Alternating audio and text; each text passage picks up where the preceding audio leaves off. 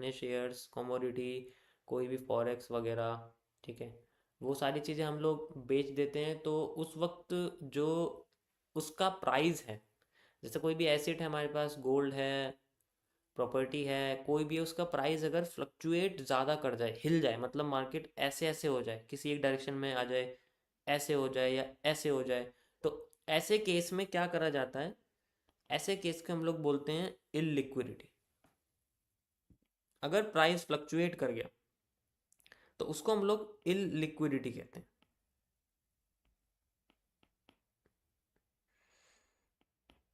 ठीक है, अब ये इलिक्विडिटी क्या होती है? इलिक्विडिटी होती है किसी एक डायरेक्शन में मार्केट का जाना, वो भी बहुत फास्ट तरीके से, फास्ट मूव पे, मतलब बहुत ही फास्ट, आप यकीन नहीं करोगे, इतना फास्ट कि जितना मार्केट का मूवमेंट एक महीने में आना था, इतने पॉइंट्स का मूवमेंट एक महीने में आना था, वो मूवमेंट सिर्फ एक या 2 दिन में आ जाता है।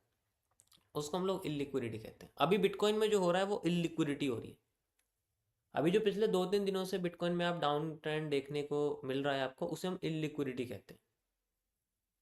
ठीक है। अब इसमें जो बेसिकली आपका इस ये दिखता कैसा है, ये होता ऐसा है कि लोग अपने एसेट्स को बेचने लग जाते हैं, कोई जब एक बड़ा आदमी बेचता है या फिर कोई एक मेजर न्यूज़ की वजह से ये होता है। जैसे एग्जांपल के लिए मैं आपको बताता हूँ कि जैसे अच्छी खासी मार्केट जा रही होती है ऊपर, ठीक है, इस तरीके से जा रही होती है आपके सामने, और वो फिर एकदम से मार्केट गिरने लग जाए, तो ऐसे केस में इलिक्विडिटी क्रिएट होती है। इसे हम लोग पैनिक सेलिंग भी कहते हैं, और इसे हम लोग विक ऑफ भी कहते हैं। You know what is week off? आप अगर डालोगे तो बहुत होता है गूगल पर। तो इसी तरीके से जब ये होता है तो इल लिक्विडिटी को नॉर्मल लिक्विडिटी में कन्वर्ट करने के लिए, नॉर्मल लिक्विडिटी में कन्वर्ट करने के लिए सेंट्रल अथॉरिटी या सेंट्रल बैंक का इस्तेमाल होता है। ठीक है, सेंट्रल अथॉरिटी या फिर सेंट्रल बैंक का इस्तेमाल किया जाता है इस लिक्विडिटी को दोबारा रिकवर करने के लिए। जैसे ये होता किसी बड़ी न्यूज़ की वजह से ही है। जैसे मैं आपको बताऊं, निफ्टी में अगर आप जुलाई पे चले जाओगे, जुलाई सॉरी जून में, निफ्टी में 5 जून पर चले जाओगे तो आपको वहाँ बहुत बड़े अमाउंट पे इलिक्विडिटी देखने को मिलेगी। मैं आपको चार्ट दिखाता हूँ वहाँ पर किस तरीके से दिखेगी। आप यहाँ देख सकते हैं, ये निफ्टी है, और ये मैंने आपको यहाँ पर इसमें 1 आवर का time frame, and you can see the June Julys पिछले साल का जो यहाँ पर है। तो this is called the illiquidity, ये इतना बड़ा हुआ है। तो ये इलेक्शन की वजह से, ये थोड़ा बहुत इलेक्शन रिजल्ट और इलेक्शन की वजह से इसमें इतना बढ़िया मूवमेंट आया है, तो ये इलिक्विडिटी होता है। तो ऐसे केस में मार्केट में ऊपर से बेरिश प्रेशर आता है और फिर वो ट्रेंड कंटिन्यू होने लग जाता है। ठीक है, अब ऐसे में सेंट्रल बैंक्स क्या करते हैं, अपना जो रेट है जिसके बेसिस पे वो कमर्शियल बैंक को लोन देते हैं, कॉरपोरेट बैंक्स को लोन देते हैं, सेविंग बैंक्स को लोन देते हैं, तो सेंट्रल बैंक क्या करते हैं, ठीक है, तो जिस रेट से वो कमर्शियल और बाकी के बैंक्स को लोन देते हैं, ठीक है, उस रेट को हम लोग रेपो रेट बोलते हैं। एग्जाम्पल के लिए, पहले रेपो रेट था 4%, लेकिन अब वो रिवाइज्ड हो गया, अब वो हो गया 3.9%। ये 1% की कमी की वजह से कमर्शियल बैंक आगे के लोगों को, कॉरपोरेट्स को, ठीक है, कॉरपोरेट सेक्टर में, कॉरपोरेट्स यानी कि आपके बिजनेसेस को और बड़े बड़े इंडस्ट्रियलिस्ट को, और फिर आपके अपने नॉर्मल कस्टमर्स को, नॉर्मल यूजर्स को, जिसे आप रिटेलर्स कह सकते हैं, नॉर्मल रिटेलर्स मैं बोलूँगा आसान भाषा में,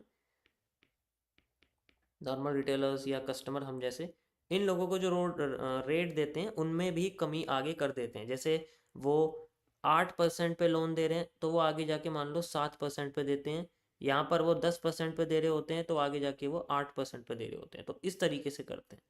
तो अब ये जब रेट कम हो गया तो लोन कम मिलेगा।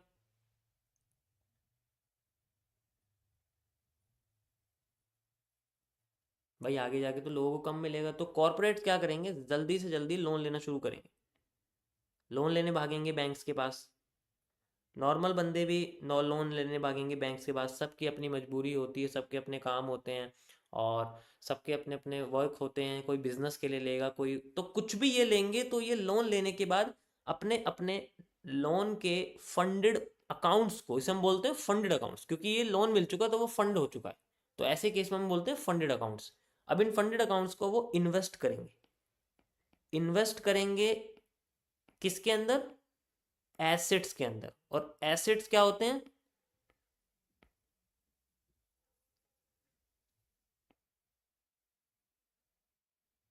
आपको पता है एसेट्स क्या होते हैं, दीज आर द एसेट्स।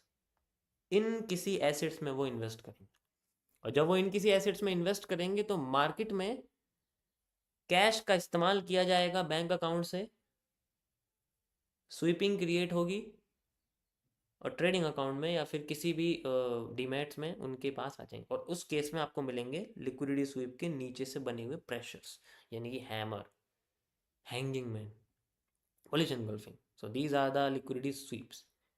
ऐसे केस में मार्केट्स ओरिजिनली धीरे धीरे करके अपने ओरिजिनल पोर्शन पे आना शुरू कर देगी, क्योंकि उसे भी पता है कि अब उस केस में क्या है कि नीचे उसके प्रेशर्स आने शुरू होंगे, मार्केट में बेसिकली प्रेशर्स आएंगे और वो ऊपर उठना शुरू कर देगी इस तरीके से, और वो तब तक उठती रहेगी जब तक उसका फिर वो एकदम से रिवाइज हो जाएंगे, फिर से न्यूज़ निकलेगी जिसमें वो जो रेट है उसको दोबारा से ओरिजिनल कर देंगे, जैसे यहाँ पर अब 3.97 कर देंगे मान लो एग्जांपल के लिए दोबारा से, और आगे जाके कम हो जाएगा, ताकि लोग ज़्यादा इन्वेस्ट भी ना करें, अपने पास रखें।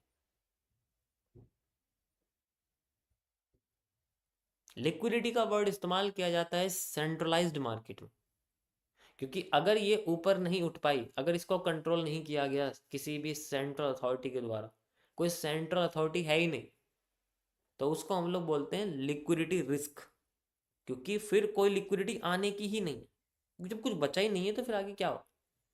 तो ऐसे केस में अगर नहीं हो, सेंट्रल बैंक ही ना हो, तो उसको हम लोग बोलते हैं लिक्विडिटी रिस्क।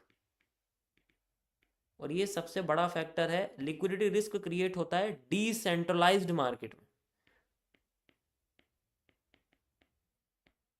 जैसे कि आपको क्रिप्टो, फॉरेक्स, ये सारी डिसेंट्रलाइज्ड मार्केट्स, समझ में आया। एक बार अगर किसी की वैल्यू गिर गई ना तो वो गिरती ही चली जाती, क्योंकि इसे पैनिक सेलिंग बोलते हैं। इन मार्केट्स में बिगर प्लेयर्स के अलावा कुछ भी नहीं होता, इन्हें कंट्रोल सिर्फ बड़े अमाउंट की इन्वेस्टमेंट, बड़े अमाउंट की सेलिंग इनसे किया जाता है, इसीलिए इनमें इरेगुलरिटी देखने को मिलती है, इरेगुलरिटीज देखने को मिलती है। बिटकॉइंस में अभी मैं आपको चार्ट दिखाता हूँ बिटकॉइन का, आपको इनमें सिर्फ इरेगुलरिटी ही देखने को मिलेगी, ये इरेगुलरिटीज ही हैं और कुछ नहीं।